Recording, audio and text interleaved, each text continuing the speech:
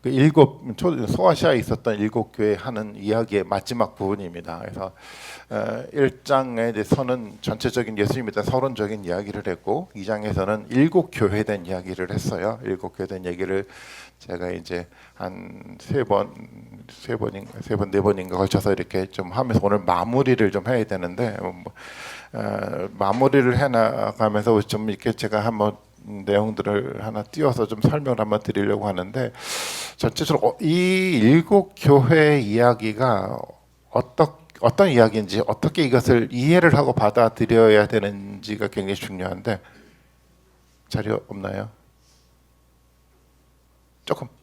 조금만 시간 좀 달라고 합니다. 그래서 제가 한번 계속 2장부터 3장에 보면 일곱 교회에 대한 이야기가 나오는데 일곱 교회에 대한 이야기가 나올 때마다 반복되는 이야기가 있어요. 첫 번째 얘기는 이기는 자에게 주어지는 예수님의 메시지가 있습니다.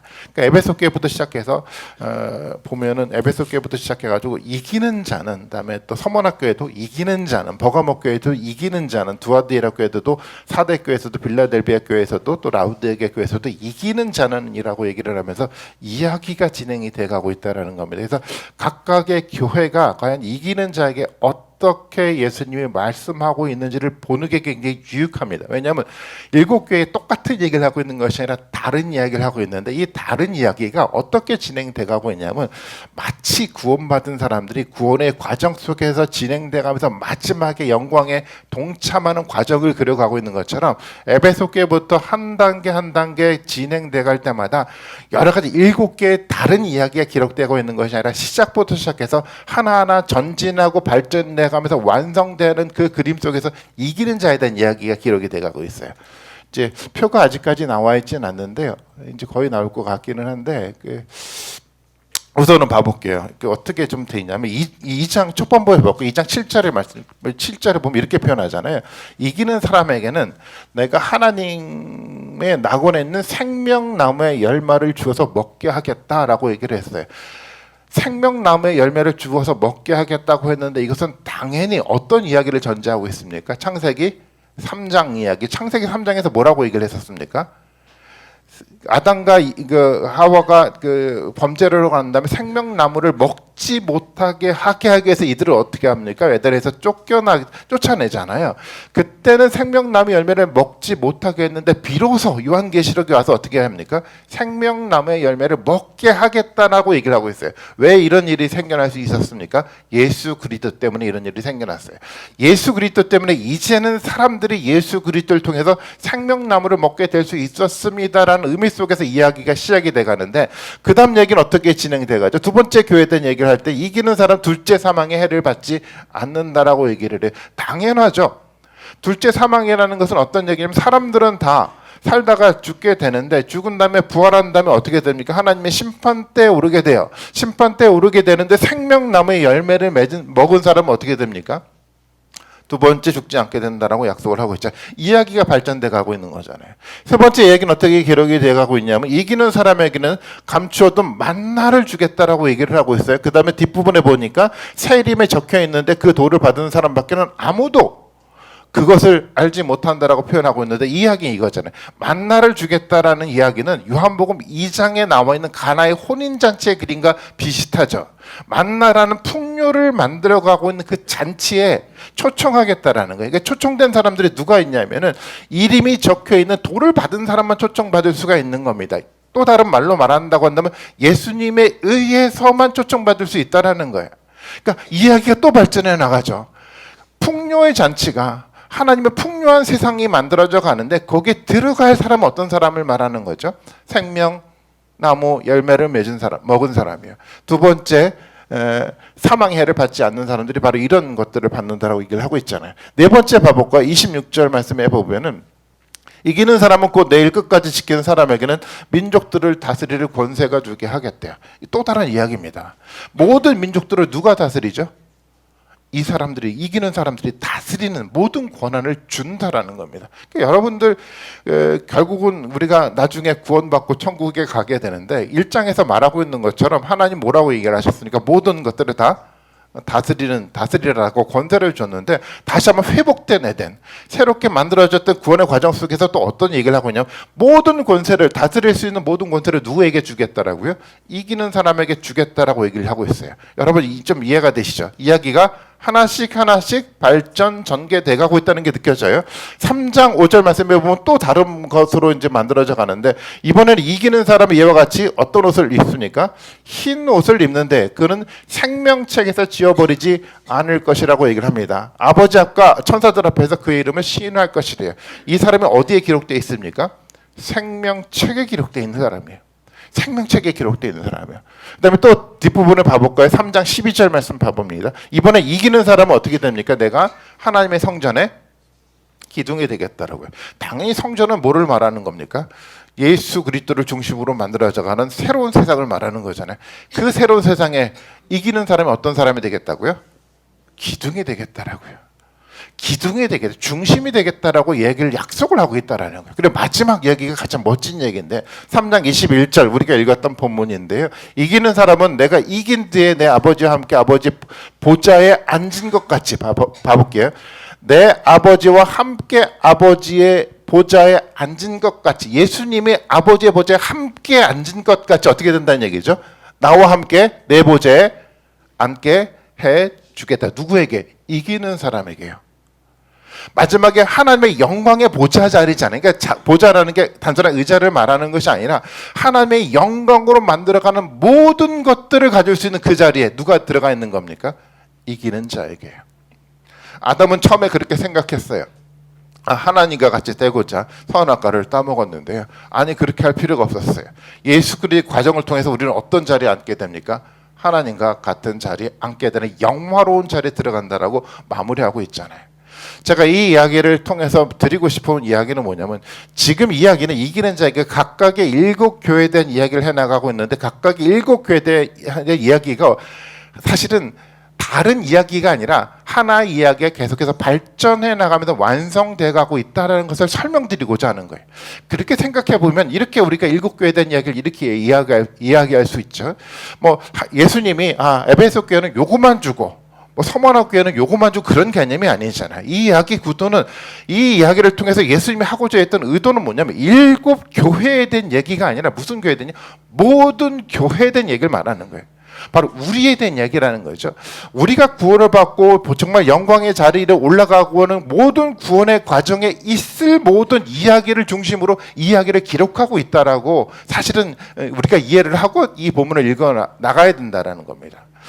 우리가 신앙생활 해나가면서 이기는 사람에게 주어진 이 놀라운 영광이요, 이 영광들을 우리도 이기는 사람으로서 얻기 위해서 우리가 필요한 것이 있습니다. 당연히 어떻게 해야 되죠? 이겨야 돼요. 누구와 이겨야 됩니까? 누구와 싸워야 되죠? 여러분, 누구와 싸워야 됩니까? 옆에 분들과 싸워야 되는 것도 아니고 저와 싸워야 되는 것도 아니고 누구와 싸워야 되죠? 사탄과 사탄의 무리에 속한 자들과 싸우는 겁니다. 이들과 싸워서 이겨야 되는 겁니다. 여러분, 우리가 싸워야 될 대상을 명확하게 알고 있어야 돼요. 우리가 싸워야 될 대상은요, 사탄과 사탄의 무리에 속한 자들이라는 거예요. 그들과 싸워서 이겨야 되는데, 그들이, 사탄과 사탄의 무리가 속한 자들이 어떻게 우리에게 전쟁을 걸어오는지 아십니까? 이게 이제 에베소교회부터 등장을 해요. 처음에 등장했던 용어가 어떤 용어냐면 니골라 당이라고 얘기를 하죠. 초대교회에 있었던 그 니골라 당이라는 이 단체예요. 이 단체가 끊임없이 사탄과 사탄의 무리에 속해서 교회를 혼돈에 빠뜨리게 했던 하나의 공동체의 모습이었어요. 근데 이 공동체의 모습이 어디서 좀 더 구체적으로 드러나냐면 버가모 교회에서 좀 더 구체적으로 드러나잖아요. 이 공동체는 어떤 역할, 어떤 그 역사적 뿌리를 가지고 있냐면 이 발람의 가르침을 따르던 사람이었어요. 발람의 가르침을 따르던 사람, 이 사람들은 뭐냐면 하나님의 말씀의 권위는 알고 있어요. 그런데 어떻게 합니까? 하나님을 믿는 사람들을 자꾸만 올무를 놓아서 말씀을 어기게 만들어서 그 사람을 범죄하게 만들어가는 이 역할들을 하는 사람이 이 발람과 발람의 가르침의 역할들이었어요. 이 발람의 가르침을 가장 적극적으로 전파했던 사람이 누군지 아십니까? 그게 바로 이세벨이라는 사람이었어요.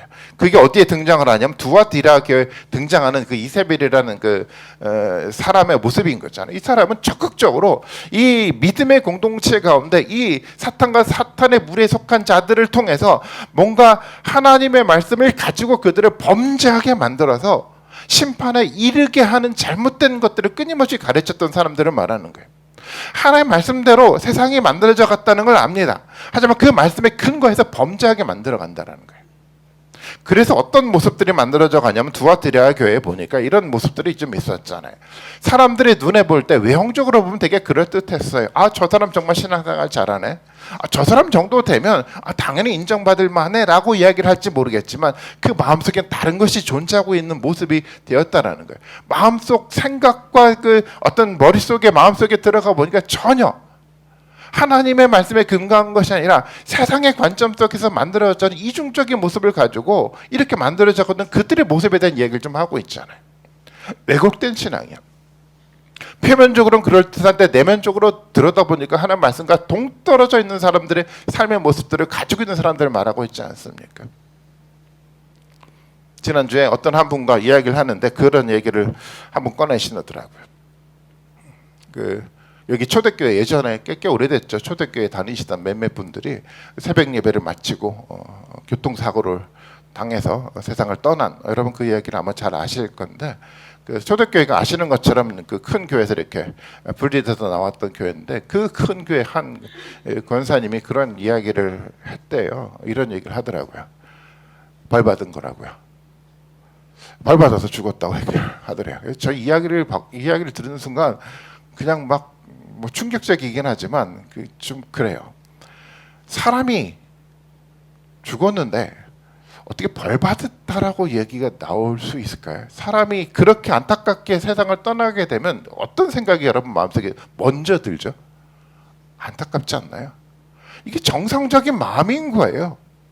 이게 정상적인 마음인 거지. 아니 그 마음 이전에 저 사람이 벌 받았다라는 생각이 어떻게 떠오를 수 있죠? 저는 이해가 되지 않아요. 어떻게 생각해 보면 우리는 사람들을 어떤 관계 속에서 생겨나는 그 어려움들이 있을 때마다 용서를 하고 용서를 받고 하는 그게 신앙의 공동체잖아요. 한 번도 용서해 보지 않은 사람들의 말 속에 이런 용어가 나올 수 있어요. 예수 그리스도가 우리를 정말 거대하게 용서를 했는데도 불구하고 그 용서의 신비가 뭔지 한 번도 경험해 보지 않은 사람은 이런 말을 할 수 있을 것 같아요. 하지만요, 정말 성경 속에서 말하고 있는 예수 그리스도의 이야기요, 용서의 신비를 보여줬던 하나님의 은혜를 경험하게 만들어줬던 그 은혜에 동참했던 사람들 가운데는 이런 마음이 생겨날 수가 없습니다. 저는 그렇게 생각을 해요. 사람들이 표면적으로 보면 교회에서 권사를 받고 장로를 받고 열정적으로 무엇인가 외형적으로 열심히 일을 하고 있는데 마음과 생각 속으로 들어가니까 그 속에 뭐가 있습니까? 말씀이 존재하지 않아요. 이세벨이 가르쳤던 왜곡된 가르침에 물들어서, 세상의 가르침에 물들어서 잘못된 삶들을 살아가고 있다는 거예요. 근데 사람들이 잘 모르더라는 겁니다.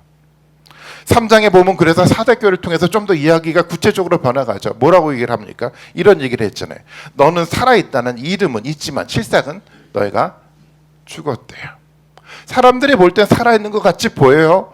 활력 있게 활동적으로 교회 활동해 나가면서 직분도 받고 무엇인가 열심히 해나가니까 저 사람 살아있구나라고 생각할지 모르겠어요. 그런데 불꽃 같은 눈을 가지고 계신 예수님은 그 마음을 들여다보고 뭐라고 평가를 하는지 아십니까? 사실은 너가 죽었어 라고 얘기를 하고 있는 겁니다. 이것이 일곱 교회에 대한 이야기의 가장 중요하게 흐르는 이야기입니다. 사탄과 사탄의 무리에 속한 사람들이 이런 역할을 하는 거예요. 잘못된 가르침을 자꾸만 교회에 가지고 들어와서요, 외형적으로는 그럴듯하게 만들어 가는데 내면적으로 자꾸만 세상의 문화, 세상의 이념 속에 있는 생각들을 가지고 들어와서 교회를 혼돈스럽게 만들어가는 이 역할을 누가 합니까? 사탄과 사탄의 무리에 속한 사람들이 하고 있다라는 겁니다. 그래서 우리는 싸워서 이겨야 되는데 바로 이들과 싸워서 이겨야 돼. 이들의 이런 계략에 넘어가면 안 돼. 그들과 싸워서 이겨야 나가야 되는 겁니다. 여러분 이겨야 되지 않겠습니까? 어떻게 이길 수 있을까요? 어떻게 이겨야 되죠? 일곱 교회에 대한 이야기를 하면서 또 반복되는 이야기가 있습니다. 모든 교회를 이야기를 하고 난 다음에 마지막에 반복되는 이야기가 뭔지 아십니까? 이런 얘기를 하고 있잖아요. 이런 얘기. 귀 있는 사람은 성령이 교회들에 하시는 말씀을 들어라. 계속 7번이나 반복됐어요. 당연합니다. 우리가 이기기 위해서 왜곡된 가르침 속에서 우리가 혼돈에 빠지는 그 상황 속에서 우리가 해야 될 가장 중요하고 가장 본질적인 것은 뭔지 여러분 아십니까? 열심을 회복하는 거예요. 성도의 교제를 잘 만들어가는 거예요? 아니요, 그렇지 않아요. 성령이 하시는 이야기를 듣는 겁니다. 이것이 가장 본질인 겁니다. 여러분, 제가 한번 질문 한번 던져보겠습니다. 지금 하나님은, 예수님은 성령을 통해서 우리 교회에게 말씀을 하고 계세요. 여러분, 이 말씀을 지금 우리가 듣고 있습니까? 이게 핵심인 거거든요. 이 성령의 말씀이 우리 가운데 들려지지 않으면 표면적으로는 살아있는 것 같이 보일지 모르겠지만 사실은 죽은 겁니다. 우리가 이길 수 없어요. 근데 성령이 하시는 말씀을 듣는다는 이야기는 도대체 뭘까요? 좀 더 구체적으로 생각해 볼까요? 우리는 막연하게 이렇게 생각하고 싶죠. 성령의 말씀을 듣는 교회는 목사의 설교를 잘 들으면 성령이 하는 이야기를 듣겠지. 성경을 많이 읽으면 되겠지. 성경을 통해서 뭔가 내가 은혜를 받고 도전받으면 이것이 곧 성령이 하는 소리겠지라고 생각할 수 있어요. 물론 그럴 수 있어요. 근데 그게 똑같을까요?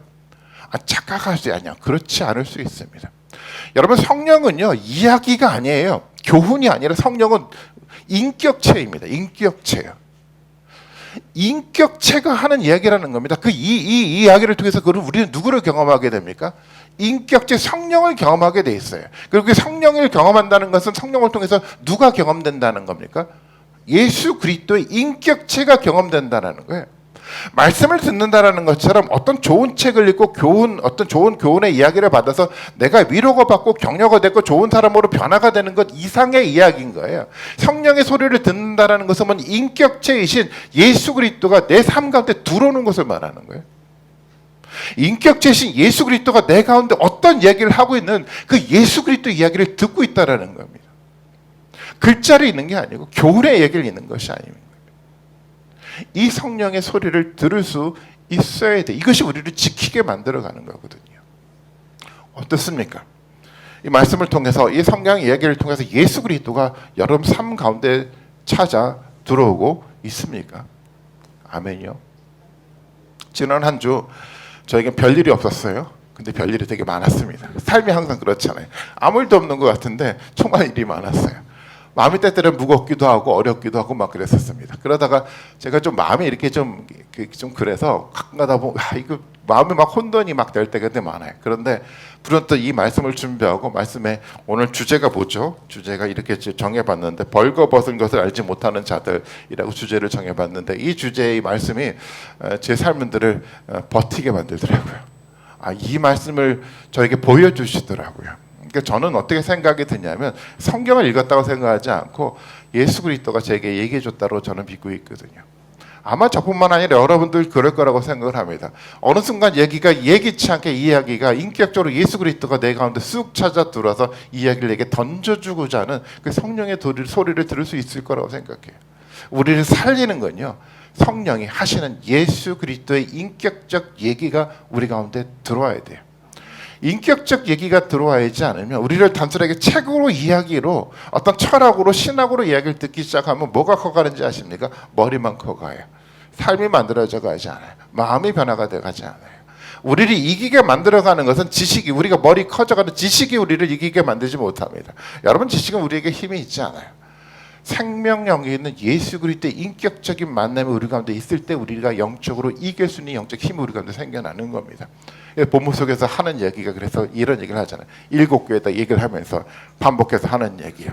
귀 있는 사람은 성령이 교회들에게 하시는 말씀을 들어야 한다라고요. 그래야 이길 수 있거든요. 오늘 본문의 빌라델비아 교회에 대한 이야기를 봐볼까요? 빌라델비아 교회에 대한 이야기를 좀 하고 있는데 빌라델비아 교회가 그랬어요. 빌라델비아 교회에다가 이런 얘기를 합니다. 9절의 말씀 봐볼까요? 3장 9절. 보아라, 내가 사탄의 무리에 속한 자들을 내 손에 맡기겠다라고 얘기를 하고 있어요. 내 손에 맡기겠대. 사탄에 속한 자들을 맡기겠대요. 사탄은 누구에게 맡기냐면 이기는 사람들에게 맡기겠다고 얘기를 해요. 근데 이 이야기를 조금 더 우리가 좀 더 한 그림을 그려가면서 이해할 필요가 있는데 앞부분으로 좀 넘어가서 7절 말씀 봐볼까요? 빌라델비아 교회 심부름꾼에게 이렇게 보내는데 뭐라고 표현하냐면 거룩한 분, 참되신 분, 그 다음에 어떤 분이냐면 다윗의 열쇠를 가지고 계신 분이다라고 얘기를 하고 있어요. 이분은 여심은 닫을 사람이 없어요. 그리고 이 닫으심은 열 사람이 아무도 존재하지 않습니다. 누구만 열 수 있습니까? 이것을 가지고 계신 예수 그리스도만 닫고 열 수가 있어요. 근데 이 다윗의 열쇠라고 얘기를 했는데 이 다윗의 열쇠가 도대체 어떤 열쇠일까요? 뭐를 잠그고 뭐를 여는 열쇠일까요? 앞장 1장 18절로 한번 넘어가 볼까요? 1장 18절. 살아있는 자다. 나는 한 번 죽었지만 보아라. 영원 무궁하도록 살아있어서 사망과 지옥의 열쇠를 가지고 있다. 이 열쇠를 그대로 가지고 와서 사용하는 거잖아요. 근데 이 열쇠를 좀 구체적으로 보이는데 이 열쇠는 어떤 열쇠입니까? 사망과 지옥의 문을 열 수 있는 열쇠예요. 좀 더 그림을 그려본다고 한다면 사망과 지옥이라는 거대한 감옥을 만들어 놨는데 그 감옥을 키를 누가 가지고 있는 겁니까? 예수님이 가지고 있어요. 예수님이 열면 아무도 열지 못합니다. 예수님이 닫으면 아무도 열지 못해요. 이 절대적 그 키를 가지고 있는 그 예수님이 이 모든 사탄과 사탄의 무리에 속한 자들을 누구에게 맡겼다라는 겁니까? 이기는 자에게 맡겼다라는 거예요. 빌라델비 교회 사람들에게 맡겼다라는 거예요. 여러분 이것이 예수님의 이야기라는 겁니다. 본문에 보면은 빌라델비아 교회 모습을 봐볼까요? 그 3장 8절 말씀에 보면 이런 표현을 합니다. 내가 내 행위를 아는데 보아라 내가 내 앞에 문을 하나 열어두었는데 아무도 그것을 닫을 수가 없다. 그 다음에 이야기요. 내가 힘은 적으나 내 말을 가지고 내 이름을 모른다고 하지 않았다. 힘은 적대요. 힘은 적다라는 것은 어떤 의미일까요? 힘은 당연히 힘은 적다는 것은 뭐 경제적으로도 힘이 적었고 사람의 인원수도 되게 적었고 교회 규모가 굉장히 적었던 것으로 보여요. 사람도 적고 재정도 적고 그들이 할 수 있는 일도 되게 적고 정말 아무것도 하지 못할 것 같은 아주 작은 공동체예요. 너무도 적은 공동체예요. 그런데 예수님 뭐라고 얘기를 합니까? 아무리 너희가 힘이 적지만 너희가 나의 말을 지켰고 나의 이름을 모른다고 하지 않았다고 얘기를 하고 있어요. 이들에게 이것을 주었다라는 겁니다.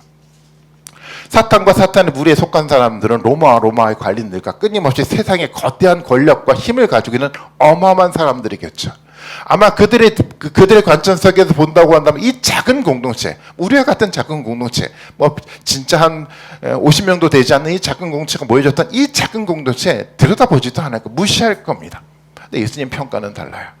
이 작은 공동체 그럼에도 불구하고 말씀을 지키고 예수님 이름 모른다고 하지 않고 예배를 드렸던 이 공동체 가운데 뭐라고 얘기를 하냐면 이 세상 가운데 거대한 정치적 세력을 가지고 있고 경제적 부를 이루기는 엄청난 세력이 있다고 하더라도 그들을 감옥에 가두고 그 키를 들고 뭐라고 얘기를 합니까? 이 모든 사람들 누구에게 맡겼다고요?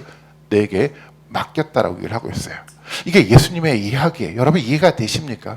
그 다음에 예수님 뭐라고도 얘기를 하고 있냐면 9절의 말씀에 보면 이렇게 표현을 하고 있습니다. 중반 부분에 보니까 그들은 스스로 유대 사람이라고 하지만 실제로는 아니라는 거예요. 표면적으로 그들이 뭔가 뭐 유대 사람들처럼 행동하지만 내면적으로 보면 그들이 유대인의 속성을 하나도 갖고 있지 않았어요. 그리고 거짓말하는 자들이고 보아라 내가 그들이 와서 내 앞에 꿇어 엎드리게 하겠다라는 겁니다. 거대한 세력을 가졌던 사람들이요. 기득권의 그룹들을 말하고 있는데 그 기득권의 모든 그룹들 비록 적은 힘을 갖고 있었지만 아무도 알아주지 못한다고 하더라도 예수님만 바라보면 말씀 붙들고 살아갔던 바로 그 소수의 사람들 앞에 어떻게 하겠다는 거죠. 거대한 세력들을 감옥에 가두고 너희들을 앞에 무릎을 꿇게 하겠다고 얘기를 하고 있어요. 근데 또 뭐라고도 얘기를 하고 있습니까? 내가 너를 사랑했다는 것을 알게 하겠다라고요. 누구를 사랑하였습니까? 예수님이? 적지만 예수님 말씀을 붙들고 살아가고 했던 그 사람들을 사랑했다는 것을 모든 사람들 앞에 공증해 주는 겁니다. 이기는 사람에게 주어지는 예수님의 약속이에요. 여러분 이것이 우리를 향한 예수님의 이야기라고 여러분 믿으십니까? 여러분 그러면 이런 일들이 우리 가운데 생겨날 거예요. 어느 순간 지금 살아갈 때는 거대한 세력이 뭔가 이 세상의 기득권을 가지고 뭔가 세상을 움직여가는 것 같지만 그렇지 않아요. 다윗의 키를 들고 있었던 그 예수님이 그 모든 세력들을 감옥에 가두고 그 열쇠를 누구에게 맡깁니까? 여러분들에게 맡기고 그들을 여러분들 무릎을 꿇게 만들고 그 다음에 어떻게 합니까? 내가 바로 너희를 모든 사람들 앞에 사랑하였다라고 예수님이 공증해 준다는 겁니다. 이런 축복이 누구에게 주시면 이기는 사람에게 주신다는 거예요. 저는 이런 축복이 우리 모든 분들 가운데 있었으면 좋겠어요. 이 축복들을 받아 누릴 수 있게끔 예수님 말씀을 전하고 있지 않습니까? 그 다음에 라우디게아 교회로 넘어가 볼게요. 근데 라우디게아 교회는 이 앞에 있었던 이 빌라델피아 교회는 정반대의 교회였습니다. 19절 말씀 봐볼까요? 이렇게 얘기를 하고 있습니다. 15절이죠. 내는 내 행위를 아는데 너는 어떻습니까? 차지도 않고 뜨겁지도 않다. 내가 차든지 뜨겁든지 하면 좋겠다. 16절이야. 내가 이렇게 미지근하여 뜨겁지도 않고 차지도 않으니 나는 너를 내 입에서 뱉어 버리겠다. 차지도 뜨겁지도 않은 사람들은 예수님 뭐라고 얘기를 합니까? 나는 내 입에서 너를 뱉어 버리겠다. 차지도 뜨겁지도 않은 미지근 신앙이야. 그럼 미지근한 신앙이 어떤 신앙을 말하는 걸까요? 보통 사람들은 요 부분만 가지고 이렇게 해석하고 싶어 하죠. 열정이 있는 신앙, 열정이 없는 신앙, 이렇게 생각하고 싶어요. 그런데 요 부분만 보고선 자기 스스로 해석하는 거예요. 지금 7개의 이야기를 통해서 만들어가니까 어떤 얘기를 계속하고 있었습니까? 하나님의 그 말씀을 붙들고 살아가야 되는데 자꾸만 세상의 이야기들 때문에 말씀이 흔들리기 시작하잖아요. 세상의 가치가 들어오면서 이 가치 속에서 혼돈된 속에서 같이 살아가는 그 사람들이 생겨나는 거죠. 이것이 미지근한 신앙을 말하는 거예요. 열정의 문제가 아니고 의지의 문제가 아니라 뭔가 말씀에 대한 원칙을 가지고 살아가야 되는데 오직 하나님의 말씀만 붙들고 살아가야 되는데 하나님 말씀이 아니라 어떤 말씀이요? 세상의 것들 가지고 한번 살아가고 싶은 거예요. 세상적인 것이 더 매력적으로 느껴질 때가 너무도 많잖아요. 그것을 가지고 이 두 개를 혼합하며 살아가면서 살아갔던 것이 미지근한 신앙생활을 하고 있다라고 성경에서 얘기를 하고 있어요. 이 이야기는요, 이미 앞서서 계속해서 얘기를 했던 겁니다. 여호수아 24장에서도 그런 얘기를 하고 있지 않습니까? 가나안 땅을 다 정복하고 난 다음에 여호수아가 모든 백성들을 다 불러 모아놓고 하나님 이렇게 정해요. 하나님은 질투하는 하나님이다. 어떻게 질투하냐면 하나님은 우리에게 어떤 것을 요구하냐면 세상에 어떤 것도 아니라 오직 누구만요? 여호와 하나님만 믿고 섬기기를 바라는 분이 하나님이세요. 다른 것은 절대 안 됩니다. 누구만요? 여호와 하나님만이요. 여호와 하나님의 말씀만에 의해서만 살아가는 그 사람을 원하는데요. 이것이 하나님의 이야기였어요. 그런데 사람들이 그렇게 살아가지 않잖아요. 그래서 여호수아가 뭐라고 얘기를 하냐면 너가 오직 여호와 하나님만을 섬기든가 아니면 세상 속에 만들어갔던 그 세상의 어떤 세상의 문화에 따라 살아가든가 둘 중에 하나를 선택하라라고 얘기를 하고 있어요. 선택해야죠. 이것도 가지고 저것도 가지고 있는 이 다원적 신앙을 가지고 살아가라라고 얘기를 하고 있지 않아요. 초대교회 공동체 가운데 사실 실제로 로마라는 나라가 그랬어요. 다원주의적 종교를 그들에게 잠깐만 주입시켜줬어요. 이런 얘기를 합니다. 여호와 하나님 섬기는 거 섬겨도 돼라고 얘기를 해요. 그런데 그것만 섬기지 말고 로마 황제도 신으로 섬기고 다른 신도 섬겨가면서 같이 섬겨가라는 다원주의적 신앙을 잠깐만 강조했던 거였어요. 근데 신앙은 그런 신앙이 될 수가 없습니다. 오직 누구만 섬길 수 있습니까? 여호와 하나님만이요. 예수 그리스도의 말씀만 붙들고 살아가야 되는 거. 이것이 신앙의 핵심인 거였었거든요. 이 본문 속에서 그런 얘기를 하고 있는데 라우디게아 교회 사람들이 어떻습니까? 같이 섬겨가기 시작을 했어요. 여호와 하나님의 말씀만이 아니라 오히려 여호와 하나님의 말씀을 교회 의식적으로만 만들어가고 내면적으로는 세상의 방식을 가지고 들어와서 살아가기 시작을 했던 거였습니다.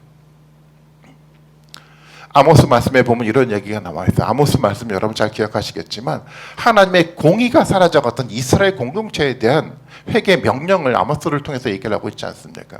아모스 시대는요, 북이스라엘이 경제적으로 또 군사적으로 굉장히 강력했던 시대였어요. 여로보암 2세 때 시대였었는데 경제적으로도 되게 부유했어요. 군사적으로 강력했습니다. 안정화됐습니다. 그러자요. 뭔가 그 재단 어떤 종교 활동들이 활성화가 되기 시작했어요. 재단에는 수없이 많은 사람들이 들어오기 시작을 했습니다. 굉장히 많은 사람들이 헌금을 하기 시작했고 이 재단에는 돈이 차고 넘치기 시작을 했어요. 그럴듯해 보이죠. 굉장히 풍요롭게 보이죠. 그런데 이 풍요 속에서 뭐가 사라진지 아십니까? 하나님의 공의는 완전하게 사라졌던 거였어요. 아니 예배는 많은데 헌금도 많이 나는데 왜 하나님의 공의가 사라졌습니까? 섞여갔거든요. 여호와 하나님만을 섬기는 것이 아니라 말씀만 섬겨가는 것이 아니라 세상의 것들과 같이 섞여가면서 이런 모습들을 만들어갔기 때문에 이런 왜곡된 삶들이 만들어져 갔다라는 겁니다. 예수님도 그런 얘기를 하고 있지 않습니까? 너희가 6장에 보면은 하나님과 맘모니즘, 돈으로 만들어진 그 세상, 재물을 함께 섬길 수 없다라는 게, 오직 누구만 섬길 수 있습니까? 하나님의 이기는 사람이 오직 하나님만 섬길 수 있는 거예요. 어떻습니까? 우리는 지금 미지근한 상태 속에서 혹시 신앙생활하고 있지 않습니까? 미지근한 신앙생활들을 할 수 있게끔 만들어가진 너무도 유명한 신학이 있잖아요. 그 신학이 바로 기복신앙 아닙니까? 세상의 것들과 성경의 용어를 같이 짜맞춰서 만들어갔던 왜곡된 미지근한 신앙을 만들어갔던 모습이에요. 예수님의 이야기는 그거였습니다. 이 미지근한 신앙을 가진 사람들에게 내가 너를 내 입에서 뱉어내겠다라고 표현하고 있어요. 말라기 1장 10절의 말씀 여러분 기억나시지 않습니까? 왜곡되고 혼합된 그 신앙생활을 해나가는 사람들을 향해서 하나님 이런 얘기를 하잖아요. 내가 성전문을 닫아 버렸으면 좋겠다.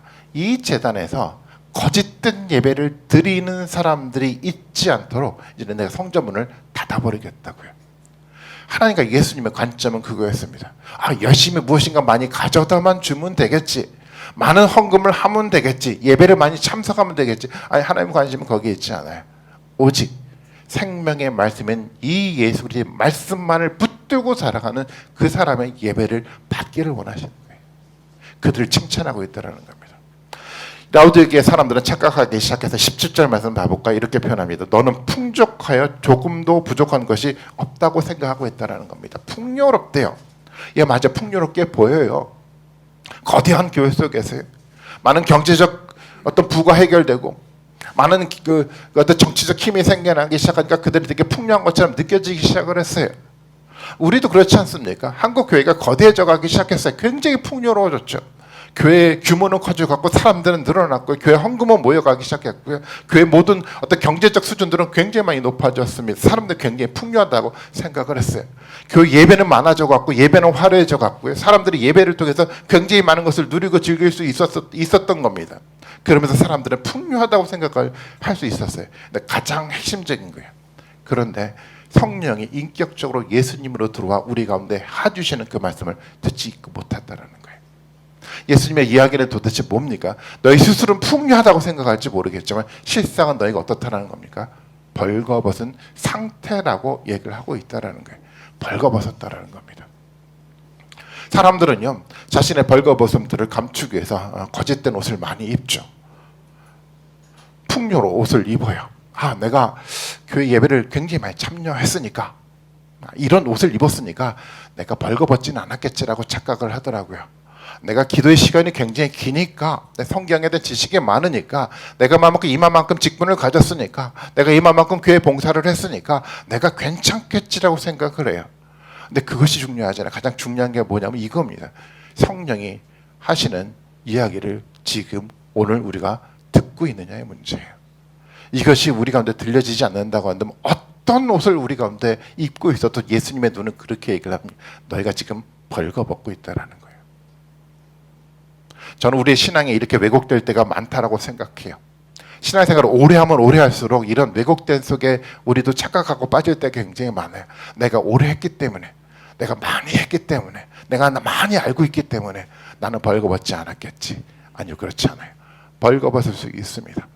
성령의 소리가 인격적으로 예수 그리스도가 우리 가운데 들어와서 우리에게 말씀하고 있는 그 이야기 듣지 못한다고 한다면 우리는 생명이 사라져간 거예요. 벌거벗은데 착각하고 있는 겁니다. 저는 우리가 이 착각 속에 살아가지 않았으면 좋겠어요. 이 착각 속에서 왜곡된 신앙 속에서 살아가지 않았으면 좋겠습니다. 명확하게 생명의 말씀과 더불어 살아가는 정말 참된 신앙의 그 터 속에 살아가는 우리 모든 분들이 되셨으면 좋겠어요. 그래서 예수님이 얘기를 하고 있잖아요. 뭐라고 얘기를 합니까? 우리가 잘 알고 있는 이야기요.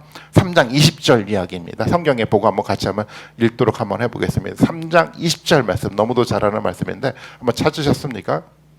같이 한번 읽어보겠습니다. 같이 있습니다. 시작. 보라.